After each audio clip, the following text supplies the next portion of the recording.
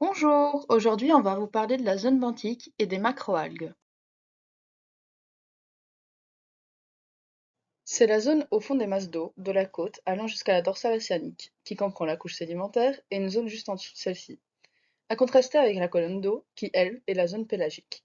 C'est une zone avec une énorme biodiversité dont les organismes sont appelés le benthos, du grec profondeur.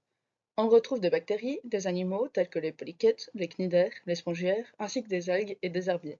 Cette biodiversité est la plus riche sur le plateau continental. La zone benthique est séparée en 4 sous-zones.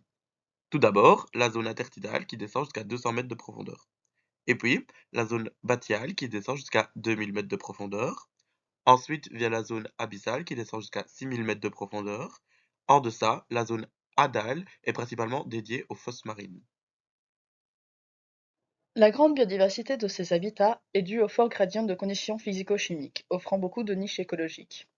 En ce qui concerne la température, dans les zones peu profondes, on retrouve des températures proches de celles de l'air et 4 degrés dans les profondeurs des fosses marines, avec au point chaud des fumeurs noirs où règnent des températures extrêmes. On peut aussi diviser la zone benthique en fonction de l'intensité lumineuse, qui varie avec la profondeur. Premièrement, il y a la zone photique qui s'étend jusqu'à 200 mètres de profondeur, où la photosynthèse est encore possible. En dessous, c'est la zone aphotique, séparée en deux sous-couches, avec la zone dysphotique de 200 à 1000 mètres. La pression augmente de 1 bar tous les 10 mètres, ce qui veut dire qu'au fond des Mariannes, on a une pression 10 000 fois supérieure à celle de l'air.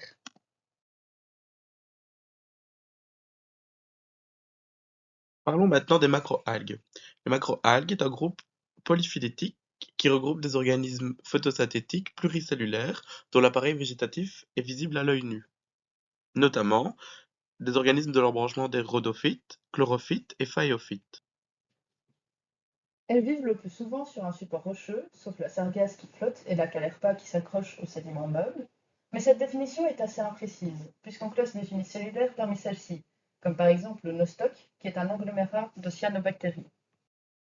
Ces organismes jouent un rôle majeur dans la séquestration du CO2 et de la dépollution, puisqu'elles réalisent de la photosynthèse, épuisent donc le gaz carbonique et les nutriments dissous.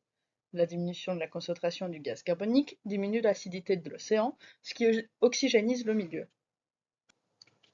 Elles offrent aussi de nombreux habitats côtiers aux organismes, par exemple en tant que nurseries ou zones de pêche, les forêts de kelp poussent notamment de 1,5 m par jour. Les macroalgues ont aussi de nombreux intérêts économiques, puisqu'elles sont utilisées notamment dans le domaine de l'alimentation humaine et animale,